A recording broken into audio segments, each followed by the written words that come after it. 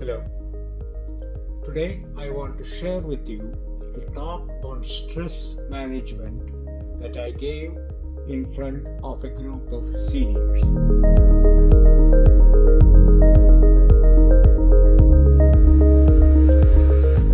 Hello, I'm Dr. John. Since stress is an unavoidable part of life, understanding how the brain reacts to signals that can induce stress can help you find practical ways to manage it. Overcoming challenges is what enables us to survive on the earth. A challenge that causes either pain or hurt can be classified as stress. Stress causes the physiological response of release of stress hormones that causes increased heart rate, faster circulation, elevated blood glucose, and greater muscle strength. The behavioral part of stress response is summarized either as moving away from the area of stress, or creating an action plan to deal with it, or fighting it. It is my hope that by better understanding the underlying mechanism that leads to stress response, a person can find ways to confront them, either independently or with professional help, as and when stress occurs. Human brain has over 90 billion neurons interconnected and divided into different compartments.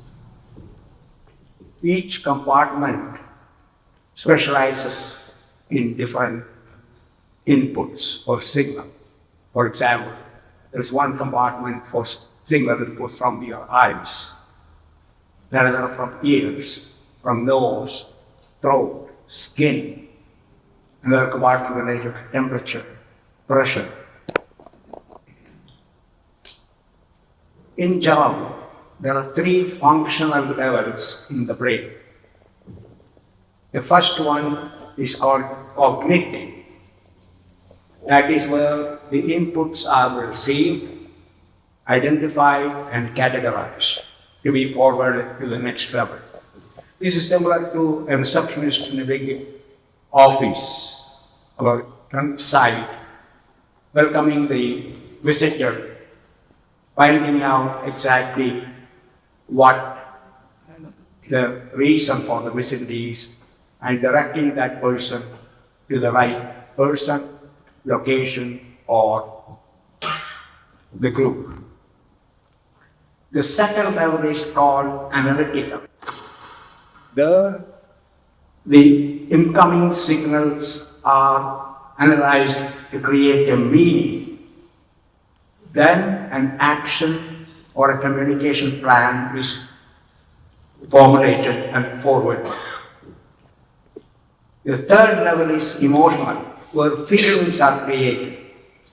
You're satisfied, you're happy, you're sad, you're angry, you are jealous. All the feelings are created there. A very smooth, coordinated action of all three levels are necessary for your physical health and mental well-being. For example, in Alzheimer's and dementia, the cognitive level is not functioning well. In anxiety and depression, it is the analytical level which is at fault. And as you know, most of psychiatric and psychological problems start with emotional problems. Stress can affect the function of each one of these levels. Now, every input into the brain acts for an action. Any input that creates fear or hurt is classified as stress.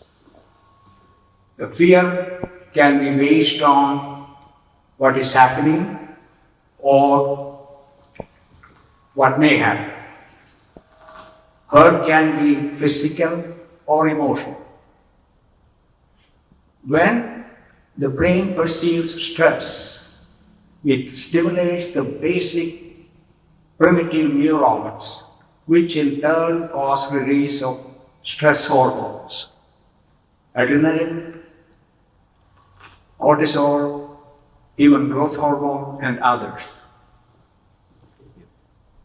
The initiation, the quantity, and the duration of the stress hormone release is peculiar or specific to each individual based on the conditioning starting from childhood, and that the conditioning goes on through your life. The best example is anger. If you are extremely sensitive to the stress hormones, you are one who will get angry very easily and without much reason. If the amount of stress hormone release is high, you are a person whose intensity of anger will also be low. If you stay in the same area or keep thinking about the stress incident, then you can stay angry for hours or even days because the stress hormones will support you. And in fact, what happens is if you start narrating your response, somebody else may pitch in because they have experience the same, and it can keep going on and on. And that is considered normal or natural. The question is, what happens? So what I will describe is called stress response. How we respond to stress is what we are identified with. Each one, even when you are gone from this earth, everybody will remember you how you handle a stress situation or stressful situation. In general, there are three categories of response. The first is called associative response, because any stressful incident like an illness or injury, there are some level of hurt or fear that it cannot avoid. You have to survive it to continue living. That is an integral part of that stimulus. The best way to handle that is to be prepared. For example, soldiers who get hurt during a battle, they require less painkiller medication compared to civilians because they are prepared. The second category of stress response is anticipatory response. Here, to make it clear, I'm going to tell you my own story. I retired about 15 years ago, came to Portland. We bought a house, we were in a new area, we are trying to make some friends. About 12 years ago, I got a call from my doctor. She said, "John, there is something wrong with your blood test. You need to see an oncologist, a cancer specialist." I was in the bedroom, I sat on the bed, everything stopped. Here we are, just bought a house, trying to get to know the neighbors, making new friends. Suddenly everything is in limbo. I went to the specialist, he did some tests and said, "I don't know what stage it is, whether we have any treatments available, we need to wait for the results." The tension is adding up. Should I sell the house? What will my wife do? Will she have enough money for the treatment? Our son or grandkids are here. I had the treatment, started having side effects. More importantly, the doctor told me, your immune system is now suppressed. You cannot be exposed to anybody with infection. You may not survive. So I cannot go out. Nobody can visit me. My wife will have to do, or she did, all the cooking, cleaning, shopping, driving, visiting, everything. Okay? Later the doctor told me, there is continuous tests. And each time there is a blood test, you are going to actually be waiting for the result. What is going to happen? Will I fail or do I live? Along with that, whom should we tell? In India, if you tell people or in our community, they are afraid to come and see us, or they are afraid to invite. So all these things we have to consider. What to do? Finally, the doctor told me, okay, we cannot find any more cancer cells. So I asked, what does that mean?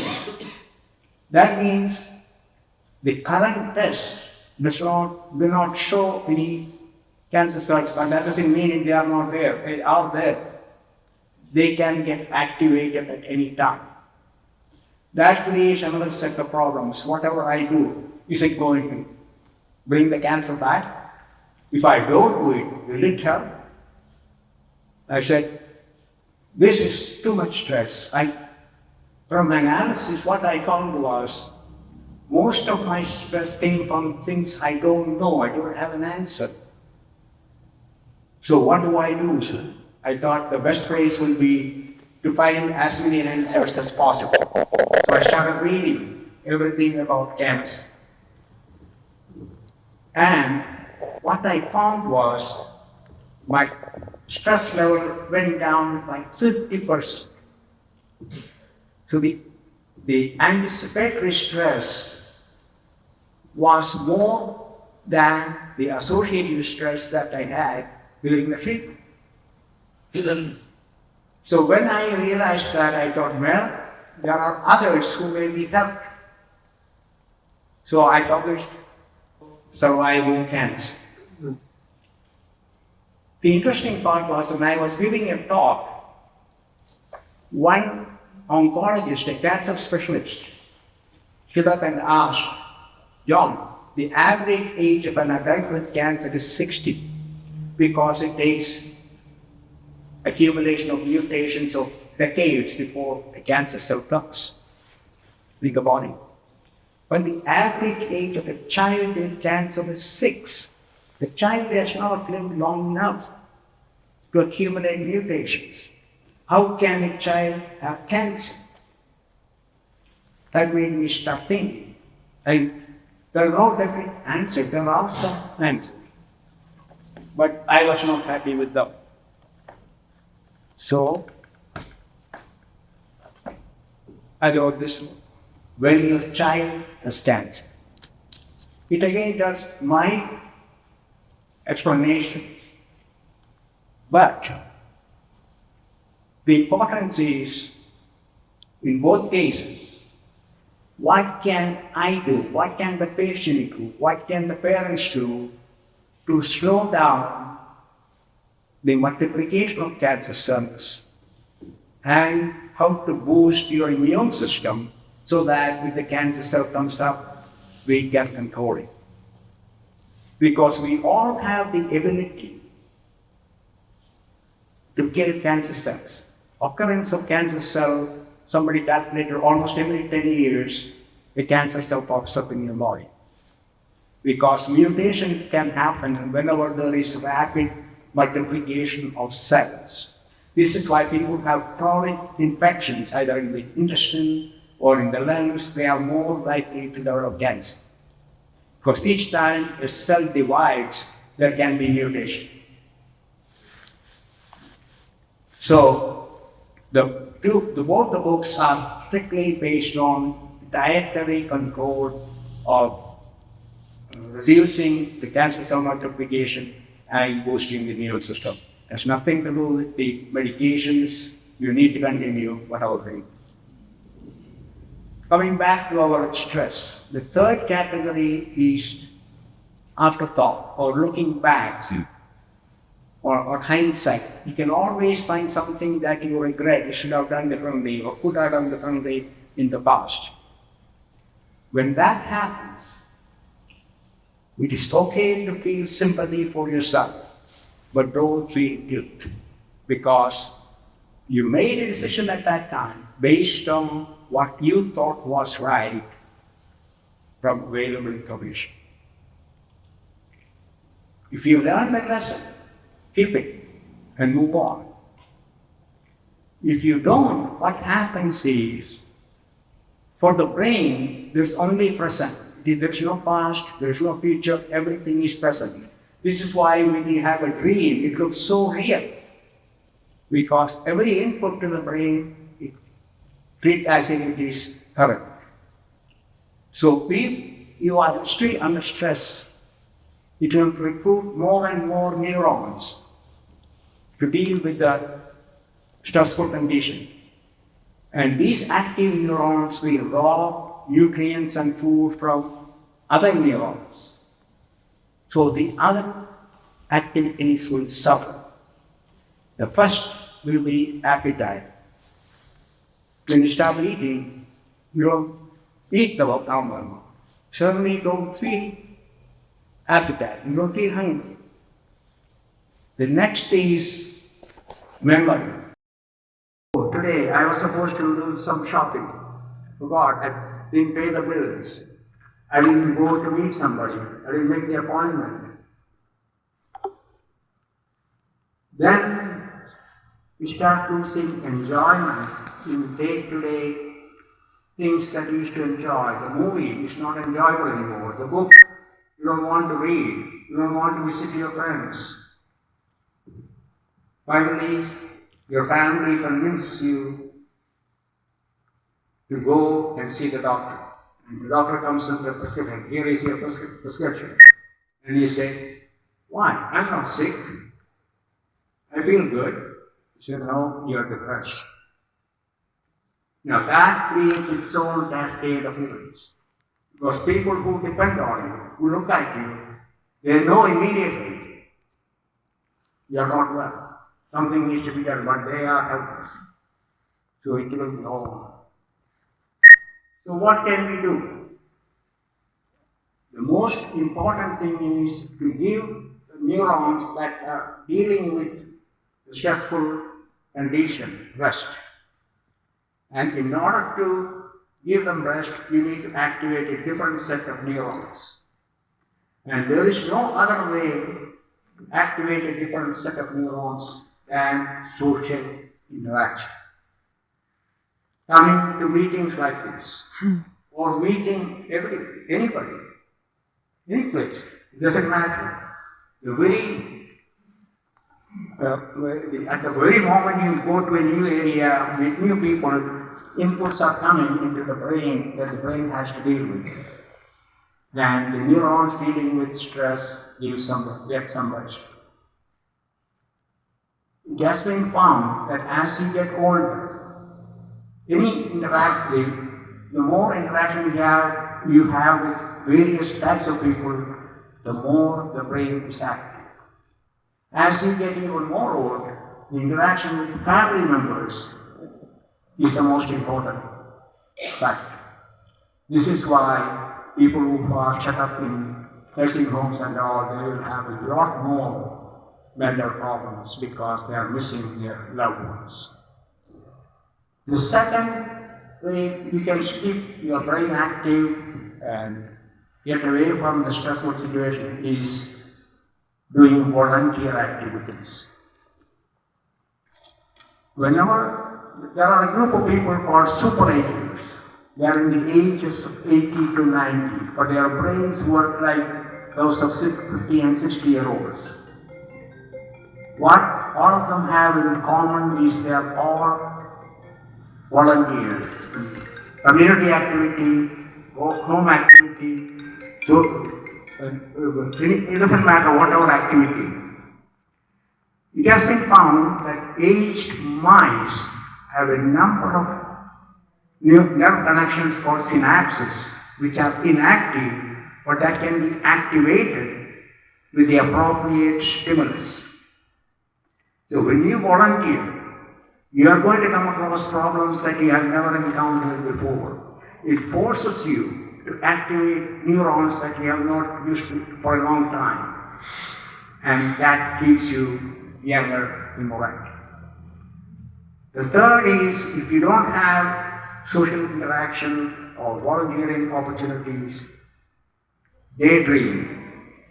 Everybody should have an album containing photographs of places that where he had a very enjoyable time. So when you are under stress, just open a page at random. Think about it. What happened at that time when you went there? Whom did you meet? What did you eat? What did you wear? How did you travel? It keeps your mind occupied. And then think again, if you go back there again, what will happen? Who will you meet? Who will you go with? How will you go? Another way you can deal with stress is to divert some of these stress hormones to a different activity, and that is movement. Muscles use the same hormones. On every day, you should make it a point to be active for at least 1 hour. It doesn't have to be consecutive. You can divide it up. It doesn't have to be anything strenuous, just walking. It is not how intense the activity is, it is how long. Inactivity has been directly tied to illness. But the opposite is not true. The more active you are, the more healthy you won't be. No, it doesn't matter whether you do 10,000 steps or 20,000 or do weightlifting or all that. That you can do whatever is comfortable. What is important is to keep moving. Now, if you think about it, what causes stress in everybody is the same: an illness, an injury, or problems in the family, finances, relationships. Yet, some people, like the Dalai Lama or Bishop Desmond Tutu, they can handle it so well. That's not all. How do they do that? They do that through mind training. So reduce the release of the stress hormones on the one side and modify the response with the other. And you know what they use mostly to do mind training? Meditation. Since meditation is an effective way to moderate stress response and control your behavioral response to stress, I plan to release a new step-by-step video presentation to help you practice meditation. The title of my meditation method is Dr. John's Joyful Meditation.